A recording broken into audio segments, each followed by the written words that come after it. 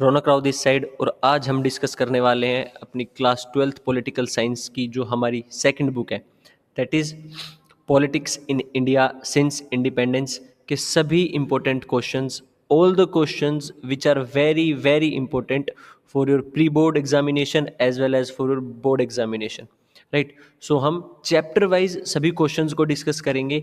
These are the most important questions जिनका answer आप in advance prepare करके जा सकते हो, and trust me you will definitely find minimum to minimum 60 to 70% questions from this. See, जब मैं ये बोल रहा हूँ कि क्वेश्चंस इस पीडीएफ से आएंगे या फिर इन क्वेश्चंस में से क्वेश्चंस आएंगे, इसका मतलब ये नहीं है कि एग्जैक्ट यही लाइन उठ कर आएगी क्वेश्चन की, बट इसी कंटेक्स्ट का क्वेश्चन आएगा जो आप इस क्वेश्चन के लिए आंसर प्रिपेयर करोगे, सेम आंसर उसमें सूट हो जाएगा एक या दो क्वेश्चन को कंबाइन करने के बाद, right. So it means context same होगा क्वेश्चन का जो आपके एग्जाम में आएंगे, राइट। बाकी आपको आइडिया एक बार प्री बोर्ड एग्जाम्स के बाद भी लग जाएगा कि इस पीडीएफ से कितने क्वेश्चंस आते हैं एंड कितने क्वेश्चंस नहीं आते, right. So now without wasting our time quickly start करते हैं अपना chapter, sorry, are important questions from this book, second book, right? Tell me in the comment section कैसा लगा आपको एग्जाम के बाद, कितने क्वेश्चंस आए इसमें से। And one more important thing, note करने की ज़रूरत नहीं है, you will easily find PDF, this PDF free of cost in our Telegram channel, right. हमारा टेलीग्राम चैनल है जो वहाँ पे आपको ये पीडीएफ मिल जाएगी, राइट। उसका लिंक मैं आपको नीचे डिस्क्रिप्शन बॉक्स में प्रोवाइड कर दूंगा, right. So no need to worry, quickly एक बार क्वेश्चंस और की पॉइंट्स में उनके आंसर समझने की कोशिश करते हैं। Okay, so let's start. So chapter number 1 is challenges of nation building. So इस चैप्टर से जो हमारा फर्स्ट इंपॉर्टेंट क्वेश्चन आता है that is challenges faced by India just after getting independence. Independent होने के बाद ही इंडियन गवर्नमेंट के सामने या इंडिया के सामने क्या मेजर चैलेंजेस थे। एंड यू ऑल नो, ये चैप्टर की स्टार्टिंग में आता है कि वहाँ पे there were 3 major challenges, right. कौन कौन से 3 चैलेंजेस थे?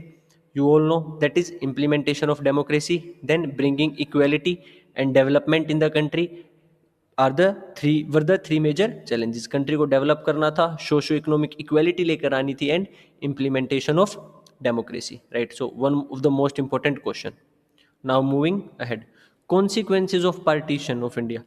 जो इंडिया का पार्टीशन हुआ था 1947 में, मीन्स पार्टीशन का मतलब जब दो सेपरेट कंट्रीज बनी थी, इंडिया एंड पाकिस्तान, सो उसका कॉन्सिक्वेंसेज, उसका इम्पैक्ट क्या हुआ था। सी, वी ऑल नो इंडिया और पाकिस्तान क्यों सेपरेट हुआ था, बिकॉज मुस्लिम लीग जो पार्टी थी उसने प्रपोज की थी 2 नेशन थ्योरी, कि हम 2 कंट्रीज बनाएं on the basis of religion, that is Pakistan for Muslims and India that is Bharat for Hindus, right. हुआ कुछ ऐसा ही था, बट स्टिल कुछ लोग हमारे उस साइड रह गए थे और वहाँ के लोग कुछ इस साइड रह गए थे। सो इसको बिल्कुल परफेक्ट वे में अगर कोई मूवी रिप्रेजेंट करती है that is Sunny Deol's Gadar movie, right. So consequences की अगर हम बात करें कि क्या रिजल्ट था, क्या इम्पैक्ट था पार्टीशन का इंडिया और पाकिस्तान का, then there are so many points that is distribution of assets. सभी एसेट्स को डिवाइड किया गया था, right. Even pens, chairs, weapons, military, सब चीज़ों को डिवाइड किया गया था। Then a lot of people moved और displaced from their native place. बहुत सारे लोगों को अपना नेटिव प्लेस छोड़कर दूसरी जगह मूव करना पड़ा था।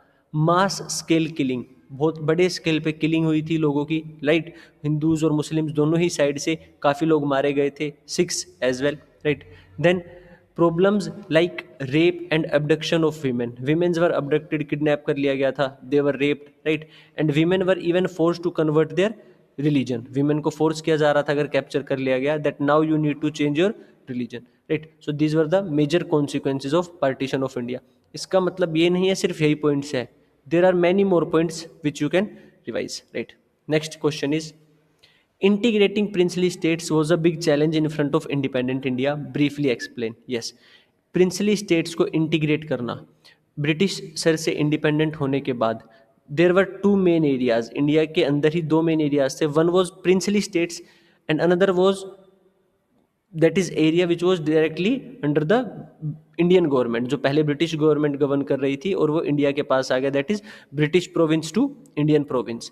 But princely states were the different areas which were governed by prince, means at supreme सबसे ऊपर तो ब्रिटिशर्स का ही रूल था, बट फिर भी ब्रिटिशर्स ने इन एरियाज को कुछ स्पेशल पावर्स दी गई हुई थी या कुछ इंडिपेंडेंस दी हुई थी, that's why they were known as princely states. और जब इंडिया इंडिपेंडेंट हुआ so there were 556 independent states, independent princely states, right. अब उन 556 प्रिंसली स्टेट्स को इंडिया के साथ मर्ज करना was a big challenge, right. And आपकी बुक में दो इंपॉर्टेंट प्रिंसली स्टेट्स का एग्जांपल गिवन है, that is one is Hyderabad, जिसमें निज़ाम का एग्जांपल आता है, that how Nizam was the prince, इसीलिए उसको प्रिंसली स्टेट बोला गया हैदराबाद को, and how integration of Hyderabad took place, right. Then आगे हम चैप्टर्स में पढ़ेंगे about Jammu Kashmir and Manipur as well, ठीक है। इस वाले चैप्टर में आपको एक ट्रेवनकोर के बारे में भी बताया गया है, that how these states were merged with the India. So princely state को मर्ज करना एक कैसे बिग टास्क था, you need to briefly explain, ये एक बहुत इंपॉर्टेंट क्वेश्चन हो जाता है, right. Now moving ahead to the next question, that is how government of India dealt with princely states of Hyderabad and Manipur.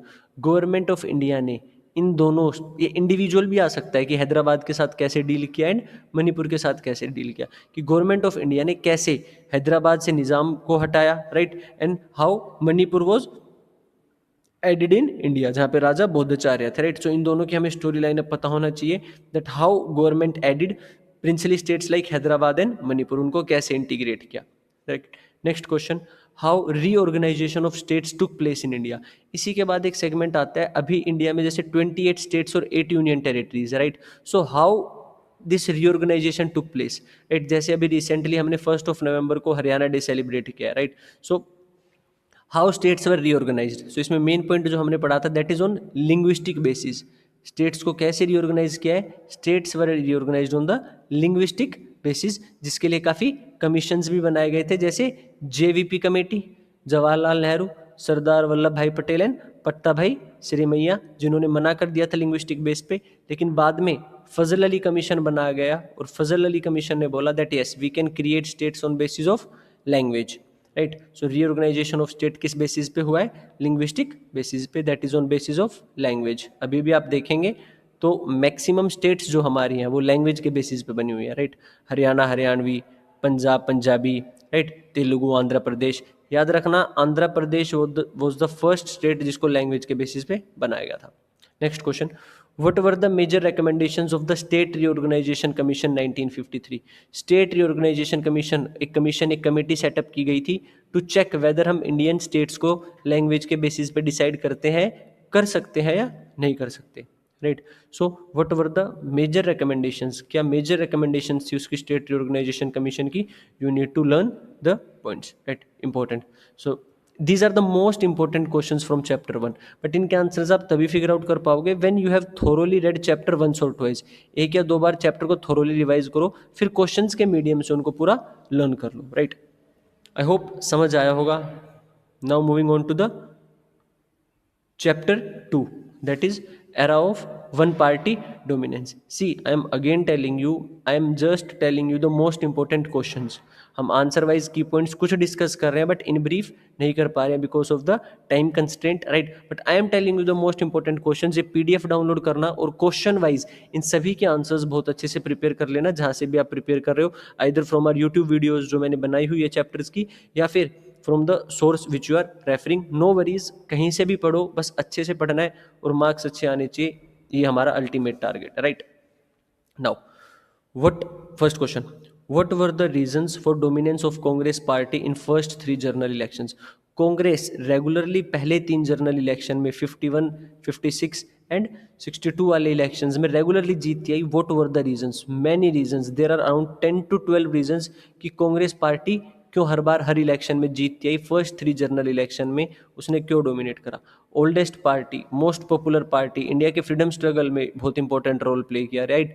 All inclusive party, charismatic leaders like Jawaharlal Nehru. There are so many number of points that made that why Congress dominated the first 3 general election. Next question, how Congress emerged as one of the most popular party in independent India।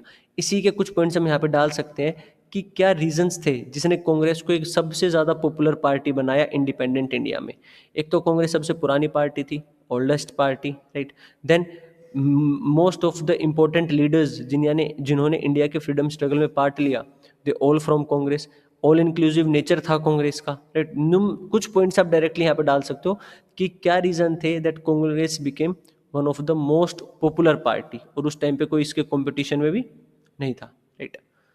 Question number 3, Congress was a party of great social and ideological coalition. It means Congress एक ऐसी party थी जिसमें काफ़ी ज़्यादा social और ideological means अलग अलग social background से आने वाले और अलग अलग आइडियोलॉजी थिंकिंग रखने वाले लोग कोलिशन मीन्स साथ में थे। Yes, it was right. Do you agree? Yes, completely right, because Congress एक ऐसी इंक्लूसिव पार्टी थी, all inclusive party, that people from different different social group, rich, poor, middle class, traders, even women were part of it, and ideological coalition, yes, some were moderate, some were extremists, right? So her segment के हर type के लोग कांग्रेस में थे, right. So this question is completely right. इसमें हम points रखते हैं, moderate extremist वाला डाल सकते हैं, then of different different classes, rich, poor, middle class, and even women were part of Congress party, right. Question number 4, what led to emergence of opposition parties. Opposition parties का emergence कैसे start हुआ? वैसे तो India के independent होने से पहले ही वो आ गया था। People who are not happy with the rule of Congress, उन्होंने अपनी अलग पार्टीज बनाना स्टार्ट कर ली थी, which emerged as opposition parties. How it changed Indian politics, और ओपोजिशन ने इंडियन पॉलिटिक्स को कैसे चेंज किया। इट मीन्स ये ओपोजिशन का रोल पूछ रहा है कि ओपोजिशन का मेन क्या रोल होता है, that is question the ruling government, या जो मेन गवर्नमेंट फॉर्म की हुई है जिस पार्टी ने, उसको क्वेश्चन करना, पॉलिसीज बनवाना उनसे, उनको लोगों की कंडीशन के बारे में बताना, राइट। सो इट मीन्स मैंने नीचे लिखा भी हुआ है, we have to learn role of opposition parties. किसी भी डेमोक्रेटिक कंट्री में ओपोजिशन पार्टीज बहुत ज़्यादा इंपॉर्टेंट होती है। आपने 10th में भी पढ़ा होगा, how and why they are important, you need to explain, right. I hope most important question chapter 2 से क्लियर हो गए होंगे। Now moving on to the chapter number 3, that is politics of planned development. India की planning के लिए, India की development के लिए गवर्नमेंट ने क्या पॉलिसीज अडॉप्ट की, राइट।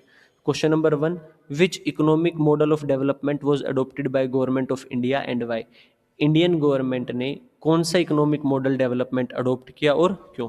सी, अगर हमने लास्ट बुक अगर हम रिकॉल करें तो हमने 2 इकोनॉमिक मॉडल पढ़े हुए हैं। वन इज कैपिटलिस्ट जो यूएसए फॉलो करता था, एंड अदर इज सोशलिस्ट जो यूएसएसआर फॉलो करता है, राइट। सो इंडिया ने इनमें से कौन सा मॉडल फॉलो किया या कौन सा इकोनॉमिक मॉडल फॉलो किया? दोनों ही नहीं, बिकॉज इंडिया ने फॉलो किया mixed economic model. Mixed economic model means हमने कुछ प्रोविजंस कैपिटलिज्म से लिए और कुछ आइडियाज हमने सोशलिज्म से लिए, right. So India followed mixed economic model of development. और अब वही फॉलो क्यों किया? बिकॉज इंडिया बहुत ज़्यादा डाइवर्सिफाइड कंट्री है, यहाँ पे हर क्लास के लोग हैं, हर क्रीड के लोग हैं, rich class, poor class, right. So सभी के आइडियाज़ को एकोमोडेट करने के लिए और कंट्री की development as well as private owners के थ्रू डेवलपमेंट कराने के लिए हमने mixed economic model. It means मैं इजी वर्ड्स में बताऊं आपको तो इंडिया की सिचुएशन को मिक्स्ड इकोनॉमिक मॉडल ही सूट करता था, ना ही सोशलिस्ट करता था और ना ही कंप्लीटली कैपिटलिस्ट करता था, because India was newly independent country और उसको अपने डेवलपमेंट के ऊपर फोकस करना था। So India adopted mixed economic model, right. Then moving on to the next question, what were 5 year plans. Planning commission के अंडर गवर्नमेंट ने एक प्लान निकाला था that we will make 5 year plans, 5 year plans FYPs। Under 5 year plans government decide करती थी कि अगले 5 साल के लिए हमें किस किस एरिया में डेवलपमेंट करनी है and what will be the budget, right. Under planning commission government use to declare 5 year plans and in those 5 year plans government use to finalise the budget कि कौन सा बजट होगा। There were certain fixed budget जो big amount के होते थे जिनका expenditure होना ही होना है, and there were some unplanned budget जो लास्ट मोमेंट रिक्वायरमेंट के अकॉर्डिंग होते थे, राइट। सो 5 ईयर प्लान्स के बारे में पता होना चाहिए। इंडिविजुअली भी आ सकता है, first 5 year plan, second 5 year plan and third 5 year plan. First 5 year plan was given by KN Raj, right, जिसमें एग्रीकल्चर पे फोकस था। Second 5 year plan was by statistical officer PC Mahalanobis, ये बहुत इंपॉर्टेंट हो जाता है, इसीलिए सेकंड 5 ईयर प्लान को PC महालानोबिस प्लान भी बोल देते हैं। And this plan focused on industrialisation. वहीं पे थर्ड 5 ईयर प्लान आता है जिसमें हमारा फोकस लगभग दोनों सेक्टर पे होता है, agriculture as well as industries. हम बैलेंस क्रिएट करने की कोशिश करते हैं for development of our country. Okay, next question, what was planning commission, when and why it was made. What was planning commission, क्या था प्लानिंग कमीशन जो Congress government ने फर्स्ट इलेक्शंस के बाद फॉर्म किया था। When it was made, you all know 1950, 152, and why it was made, और planning commission हमने क्यों बनाया था, right. So why planning commission was made. Right a brief note on नीति कमीशन और नीति आयोग, सॉरी ये नीति कमीशन नहीं होगा बच्चों, it will be NITI Aayog, इसको सही कर लीजिएगा, that it will be NITI Aayog. Planning commission को रिप्लेस करके हमने 2015 में एक नया कमीशन बनाया which is known as NITI Aayog, national institute for transforming India, और ये भी इंडिया की होलिस्टिक डेवलपमेंट और प्लानिंग का काम करता है, अभी भी एग्जिस्ट कर रहा है, ठीक है। और इसके जो हेड होते हैं that is prime minister of our country, PM NITI Aayog के हेड होते हैं। एंड ये भी प्लानिंग कमीशन को हमने रिप्लेस कर दिया है नीति आयोग से, बस इतना है। बाकी हाँ, ये थोड़ा और ज़्यादा अच्छे वे में हर एक सेक्टर को डेवलपमेंट करने के ऊपर ध्यान देता है, ना कि सिर्फ एक इंडिविजुअल सेक्टर को, right. Now moving on to the last question of this chapter. Major steps taken by government of India for India socio economic and political development. Indian government ने इंडिया की डेवलपमेंट के लिए क्या क्या major steps लिए हैं, very easy questions. आप बता सकते हो जितने भी स्टेप्स गवर्नमेंट ने लिए, right, from planning commission to NITI Aayog to 5 year plans, ठीक है, to building IITs universities, then to building small scale industries to large scale heavy industries. You need to explain each and everything that India की economic और political development के लिए government ने क्या क्या steps लिए, right. Okay, I hope clear हो गया होगा। Now moving on to the next chapter that is India's external relations, means India के बाहर की कंट्रीज के साथ कैसे रिलेशंस है, राइट। इसमें फर्स्ट इंपॉर्टेंट क्वेश्चन आता है what was NAM non alignment movement, NAM क्या थी non alignment movement. Who, why and when started it. Who started it, you know Jawaharlal Nehru with 4 other ministers of other countries, जो बाहर countries के head से उनके साथ मिलके। वाई, सो दैट हम यूएसएसआर और यूएसए दोनों से सेपरेट डिस्टेंस मेंटेन कर सके, ना हमें यूएसए की साइड जाना था ना यूएसएसआर की साइड कोल्ड वॉर में। So that's why we adopted this non alignment movement and when started it, जिसमें आपने पढ़ा होगा that is Bandung conference of Indonesia and all these things, that who, when and why started it बहुत ज़्यादा important हो जाता है non alignment movement, right. Next question, briefly explains Nehru's role in shaping India's external relations, foreign policy. What was the role of Nehru? Nehru का क्या role रहा था shape करने में इंडिया के एक्सटर्नल रिलेशंस, या फिर हम इंडिया की फॉरेन पॉलिसी की बात करें। सो वही नाम वाला मेन पॉइंट आएगा यहाँ पे उठ के कि he started non alignment movement, Afro Asian unity की बात नेहरू ने की थी, right. And then technological development की बात नेहरू ने की थी, एटॉमिक वेपन्स की डेवलपमेंट की बात नेहरू ने की थी। सो ऑल द पॉइंट्स, मतलब नेहरू का क्या इंपॉर्टेंट रोल था, because Nehru was the prime minister as well as the foreign minister. हमारे इंडिया के प्राइम मिनिस्टर भी जवाहरलाल नेहरू थे फर्स्ट, और जो फॉरेन मिनिस्टर बने थे वो भी जवाहरलाल नेहरू ही थे, right. Now moving on to the next question that is why Nehru advocated Afro Asian unity. Jawaharlal Nehru ने एफ्रो एशियन मीन्स अफ्रीकन और एशियन कंट्रीज की यूनिटी की बात, क्योंकि मोस्ट इंपॉर्टेंट टॉपिक, एक छोटा सा पैराग्राफ गिवन है, quickly thoroughly go through it.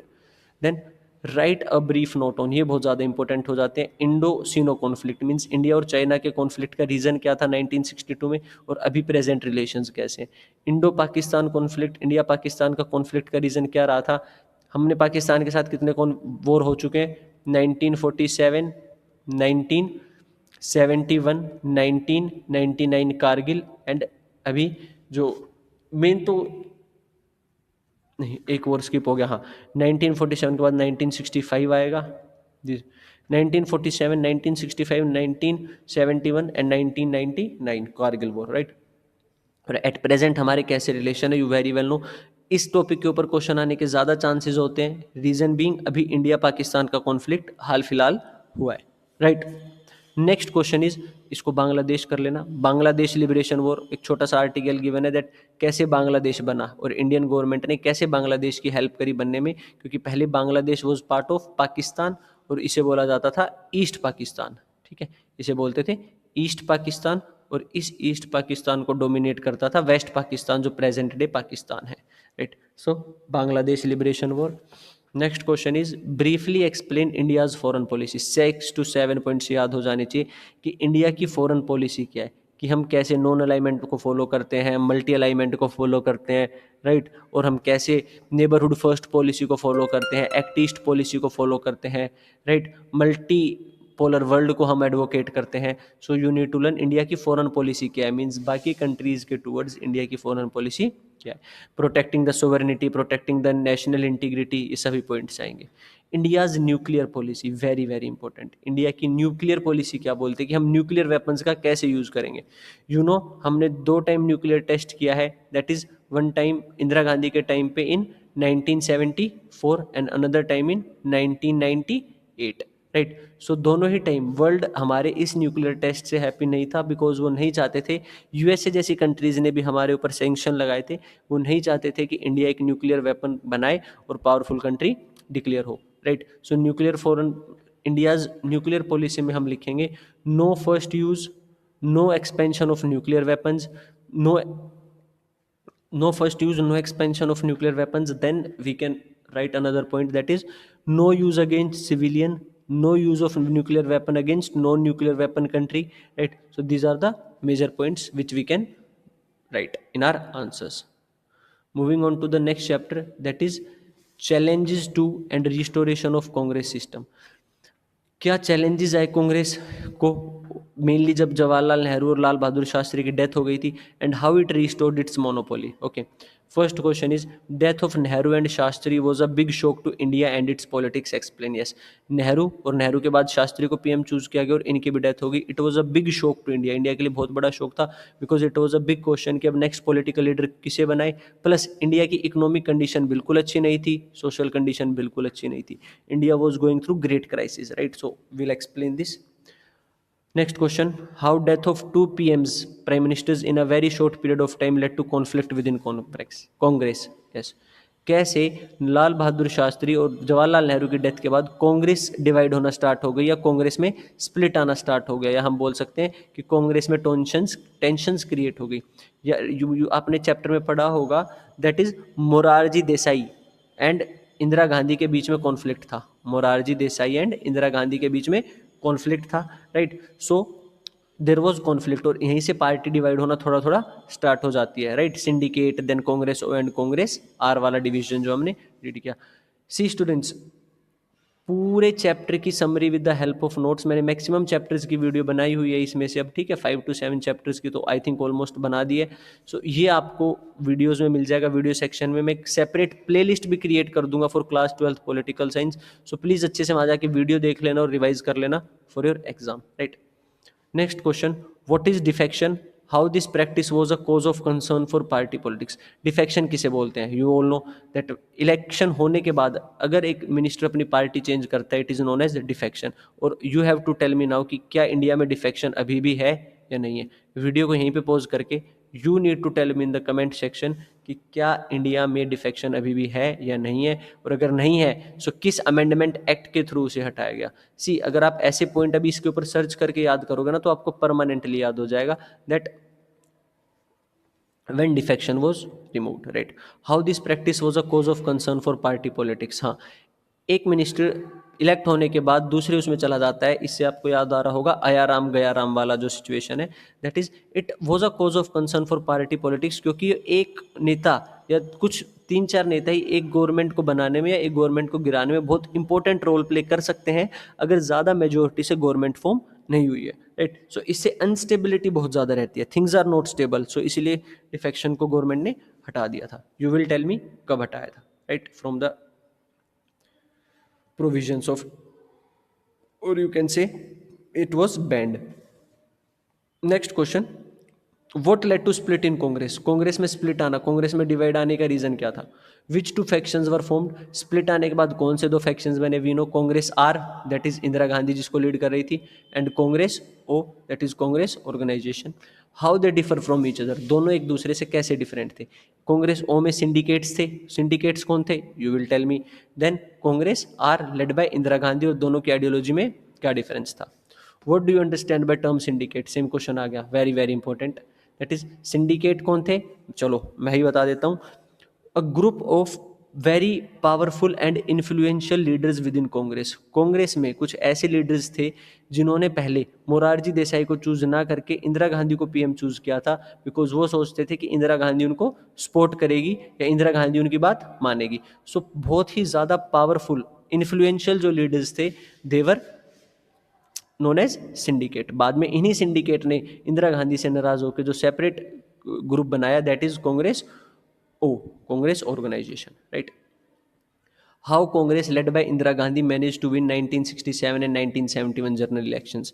Indira Gandhi ने 1967 में और 1971 में इलेक्शंस जीतने के लिए क्या क्या पॉलिसीज अपनाई, या क्या क्या स्लोगन्स अपनाए, या क्या क्या कंट्री में करा, क्या क्या लॉज बनाए, you need to mention each and everything कि कांग्रेस ने या फिर मैं कहूँ इंदिरा गांधी ने इलेक्शन जीतने के लिए किन किन चीज़ों को अडोप्ट किया. You need to mention all the things, right. I hope ये क्लियर होगा बिल्कुल. 10 पॉइंट प्रोग्राम, देन गरीबी हटाओ, nationalisation of bank and abolition of private purse, सभी पॉइंट इसमें हम मेंशन करेंगे, राइट. क्विकली बस सम अप कर रहे हैं विद इन फ्यू मिनट्स, कुछ ही चैप्टर बचे हैं. Next chapter is crisis of democratic order. Crisis मैंने बताया था that is danger. Democratic order means हमारी democracy. What put democracy in danger, किस चीज़ ने डेमोक्रेसी को हमारी कंट्री में डेंजर में डाल दिया था. सी स्टूडेंट्स, आंसर्स की पॉइंट्स में यहाँ पे मेंशन नहीं है, बट अगर क्वेश्चन सुनने के बाद आप आंसर रिकॉल कर पा रहे हो मैक्सिमम टू मैक्सिमम, इसमें से अगर आप 95% क्वेश्चंस के आंसर रिकॉल कर पा रहे हो पढ़ने के बाद, so it means your preparation is going on a right side. आपकी प्रिपरेशन बहुत सही चल रही है, अच्छी चल रही है. अगर आप क्वेश्चन पढ़ते आंसर क्लिक कर पा रहे हो कि मैं इसके ये पॉइंट्स में लिख सकता हूँ या इसका ये आंसर में लिख सकता हूँ, इट मीन्स आपकी प्रिपरेशन काफ़ी सही चल रही है, राइट. सो इसे एक आपकी प्रैक्टिस भी हो जाएगी, right, oral practice. What put democracy in danger in India between 1970s to 1980s, ऐसा क्या हुआ इंडिया में जिससे उसकी डेमोक्रेसी डेंजर में आ गई थी. It was implementation of emergency, और एमरजेंसी किसने लगाई थी, इंदिरा गांधी ने. So implementation of emergency was a reason, right. Briefly explain the reasons which led to imposition of emergency, क्या रीजंस थे, क्या हुआ था ऐसा कंट्री में जो इंदिरा गांधी को एमरजेंसी लगानी पड़ी. So many points like corruption, unemployment, student protest, Bihar student protest, Gujarat student protest, right. Then railway strike, then JP Narayan was conducting all India movement in the Delhi against the government. Then Allahabad high court ने declare कर दिया that election of Indira Gandhi is invalid. So इतने सारे points थे what forced Indira Gandhi to impose emergency for her personal benefit, right. Next question, what were the major consequences of emergency. अब इंदिरा गांधी ने emergency तो लगा दी, पर उसके कॉन्सिक्वेंसेज, उसके रिजल्ट, उसके इम्पैक्ट क्या हुए. पॉलिटिकल लीडर्स को अरेस्ट किया गया, जेल में डाला गया. प्रिवेंटिव डिटेंशन, शक के बेसिस पे लोगों को जेल में डाला गया. देन फंडामेंटल राइट्स लोगों के बंद हो गए. फ्रीडम ऑफ प्रेस खत्म हो गई, सेंसरशिप लगा दी गवर्नमेंट में. फोर्ज स्टरलाइजेशन स्टार्ट हो गया. It so many things that what were the consequences. Emergency लगने के बाद जो जो चीज़ें भी गवर्नमेंट ने की, right, forcefully, you need to mention all the things. आप कोर्ट नहीं जा सकते थे, ठीक है. These were the things. Which lessons can be derived out from the imposition of emergency. Emergency की इम्पोजिशन से हम क्या क्या लेसन्स ड्राइव आउट कर सकते हैं, राइट. आपकी बुक में लेसन्स गिवन है लाइक इंडिया से डेमोक्रेसी हटाना इज अ बिग टास्क, और इंडिया से डेमोक्रेसी नहीं हटेगी कभी भी.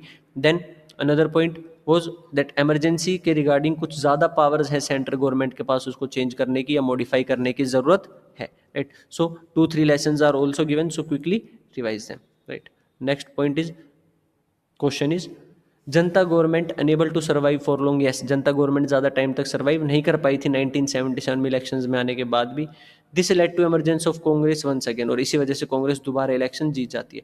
Explain with the valid argument. Yes, Janata government, Congress emergency लगाती है 18 मंथ्स के लिए. 18 मंथ्स के बाद जब कांग्रेस एमरजेंसी हटाई जाती है, इलेक्शन होते हैं, और इलेक्शन में कांग्रेस हार जाती है, और कौन सी पार्टी जीतती है, जनता गवर्नमेंट जीतती है, जिसमें सभी ओपोजिशन के लीडर्स थे. लेकिन जनता गवर्नमेंट सिर्फ 18 मंथ्स तक ही सर्वाइव कर पाती है, उसके बाद गिर जाती है. रीज़न बीइंग, उसके पास कोई डायरेक्शन नहीं थी, लीडर्स नहीं थे, कोई एम नहीं था, एजेंडा नहीं था, राइट, कोई नैरेटिव नहीं था उनके पास. देन अब दोबारा इलेक्शन होते हैं 1980s में, और उसमें कांग्रेस दोबारा इलेक्शंस जीत जाती है. So you need to give the valid argument. Why Shah commission वो सेटअप, क्या था शाह कमीशन और इसे क्यों सेटअप किया गया था. ये चेक करने के लिए कि इंदिरा गांधी ने जो इमरजेंसी लगाई है क्या वो सही ग्राउंड्स पे लगी थी या नहीं लगी थी. बिकॉज इंदिरा गांधी ने जो इमरजेंसी लगाई थी, उन्होंने बोला कि हमने इंटरनल डिस्टर्बेंस की वजह से लगाई है. बट शाह कमीशन की रिपोर्ट ने जो प्रेजेंट किया, you need to tell that what were its recommendation. Shah commission ने अपनी रिसर्च और एनालिसिस के बाद क्या क्या चीज़ें बताई थी, you need to know, right. Next is regional aspirations. Chapter number 7. What led to demand for more autonomy, means more power to take their own decision. Regional aspiration in north east India. क्या reason थे कि north east India के लोग, या north east जो हमारी 7 sisters और एक ब्रदर हम बोलते हैं, टोटल 8 स्टेट्स हैं, राइट. 7 सिस्टर्स का नेम पता होना चाहिए, प्लस एक ब्रदर जो सिक्किम में पता होना चाहिए. तो वहाँ पे लोग क्यों एक ऑटोनोमी की बात करते हैं या सेपरेट सेशनिस्ट मूवमेंट की बात करते हैं कि हम कंट्री से अलग हो जाएंगे, राइट. और उनकी डिमांड्स क्या क्या हैं, you need to mention. Briefly explain the J and K issue, Jammu और कश्मीर का क्या इशू आपको एक्सप्लेन करना है। How government dealt with it, government Jammu Kashmir का इशू कैसे स्टार्ट हुआ राजा हरी सिंह वाली सेगमेंट से लेके present day, and how government dealt with it, government ने इसके साथ कैसे डील किया, right. J&K does not only faces external threat, there are internal issues as well which needs to be solved. Jammu Kashmir सिर्फ एक्सटर्नल थ्रेट मीन्स पाकिस्तान से सिर्फ खतरा उसे नहीं है, जम्मू कश्मीर के अंदर कुछ इंटरनल इश्यूज भी हैं जो कंट्री के अंदर ही हैं। So you need to mention all the internal issues कि जो कंट्री में है, that is division of Kashmiris, then diversification, then what they demand plebiscite, कुछ लोग बोलते हैं पाकिस्तान के साथ जाना है, कुछ इंडिया के साथ, कुछ कश्मीर को सेपरेट इंडिपेंडेंट स्टेट बनाना चाहते हैं, right. Next question, what led to development of violence in Punjab, Punjab में वायलेंस क्यों स्टार्ट हुआ, you need to know Akali Dal वाली story.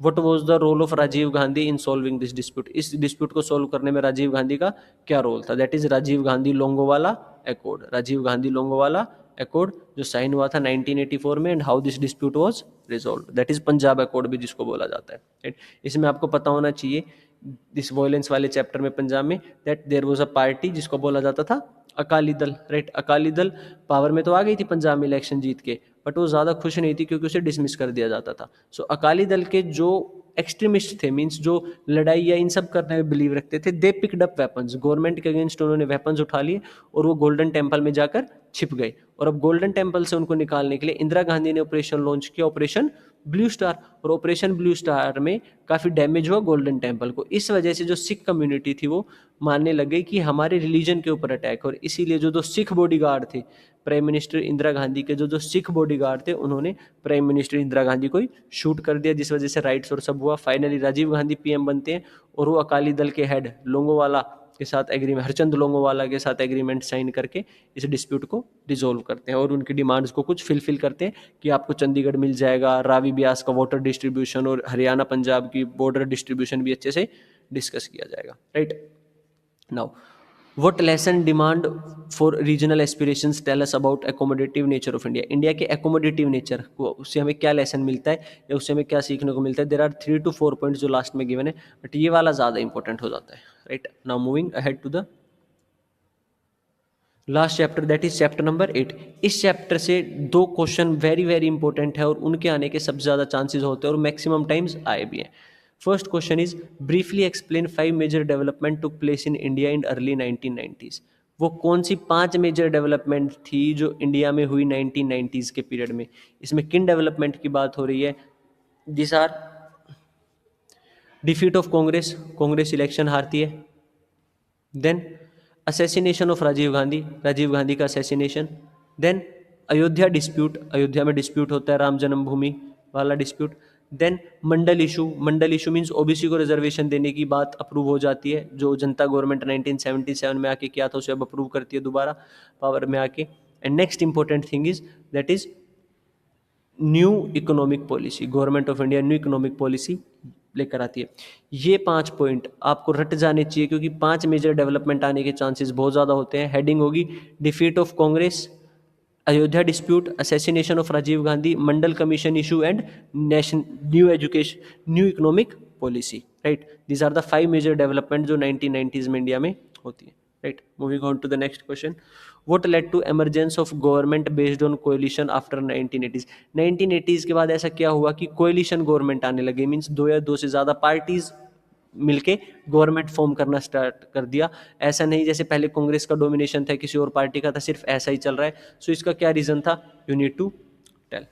Next question, what led to rise of OBC in the Indian politics, OBC group जो आज के time पे बढ़ा है इंडियन पॉलिटिक्स में, उसका क्या रीजन है। यू नो मंडल कमीशन वाला point you need to mention, how it changed political participant structure in India, India में ओबीसी उस कैसा क्या चेंज हुआ कि जो पॉलिटिशियंस है उसमें ओबीसी की तरफ से मेंबर्स भी काफ़ी ज़्यादा बढ़ गए, and how it change the political participant structure in India, right. इसको एक बार अच्छे से देख लेना। Then write a brief note on Mandal commission, Mandal commission के ऊपर एक ब्रीफ नोट, कब सेटअप किया, क्यों सेटअप किया, क्या रिकमेंडेशंस थी, अप्रूव हुई या नहीं हुई, ओबीसी वाला। How age old politics of India changed after 2000, 2000 से अभी तक 2000 से लेकर 2025 तक इंडिया की पॉलिटिक्स कैसे चेंज होती है। You need to mention Congress, then BJP, then Congress and again BJP. तो प्रेजेंट टाइम तक कैसे पॉलिटिक्स चेंज, ज़्यादा इंपॉर्टेंट नहीं है बट आपको एक रफ आइडिया होना चाहिए। What new elements of consensus emerged after beginning of the 21st century? ऐसे क्या consensus थे, ऐसे क्या agreement थे जो emerge out हुए 21st century में या 20th century के लास्ट में? इसमें से कुछ पॉइंट हमारे फर्स्ट क्वेश्चन से कॉमन आ जाएंगे, दैट इज अयोध्या डिस्प्यूट वाला आ जाएगा, न्यू इकोनॉमिक पॉलिसी आ जाएगा, and Mandal commission as it is आ जाएगा, राइट. देयर आर टू और आई थिंक वन और टू मोर पॉइंट्स जो आपको पता होने चाहिए, that what were the major consensus. इसमें एक आइडियोलॉजिकल आ जाएगा कि अब पार्टीज आइडियोलॉजिकल को ना देख के सिर्फ प्रैक्टिकल आइडियाज, प्रैक्टिकलिटी को देखती है, राइट. कि आइडियोलॉजी को फॉलो ना करके एक पार्टी दूसरी पॉलिटिकल पार्टी के साथ आइडियोलॉजिकल कोएलिशन बनाने की कोशिश नहीं कर रही है, प्रैक्टिकल कोएलिशन बनाने की कोशिश कर रही है पावर में आने के लिए, right. What were the new elements of this aspect, right. So that's all. These are the most important questions which you need to thoroughly revise. और अगर ये सारे क्वेश्चंस रिवाइज करते टाइम आपके माइंड में आंसर्स ऑलरेडी फ्रेम हो रहे थे, it means preparation is going on a right direction, right. Thank you so much for watching the video.